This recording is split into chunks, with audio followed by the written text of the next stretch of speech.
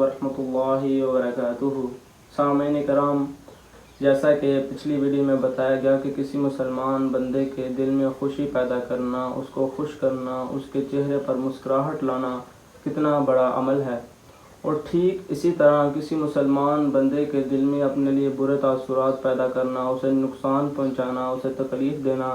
وہ تکلیف چاہے ہاتھ سے ہو، زبان سے ہو، یا کوئی ایسا کام ہم کریں کہ جس سے دوسرے مسلمان کو تکلیف پہنچے، یہ کتنا برا عمل ہے۔ اس کے بہت سے طریقے ہو سکتے ہیں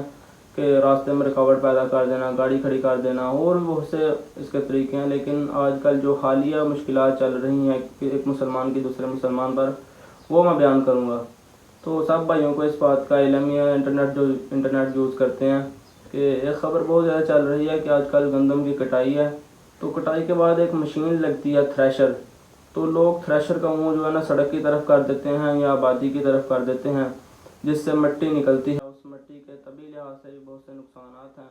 اور اس سے بہت سے نقصانات لوگوں کو پہنچتے ہیں۔ سڑک کی طرف اس کا منہ کر دیا تو لوگوں کا ایکسیڈنٹ وغیرہ، انٹرنیٹ پر خبریں پھیل رہی ہیں کہ دودھ کی وجہ سے ایکسیڈنٹ ہو گیا،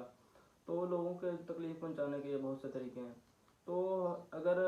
ہم اس طریقے سے باز آ جائیں، مشین کا منہ جو ہے نا سڑک کی بجائے، بستی کے بجائے کھیتوں کی طرف کر دیں کہ جس سے دھول مٹی کھیتوں کی طرف چلی جائے،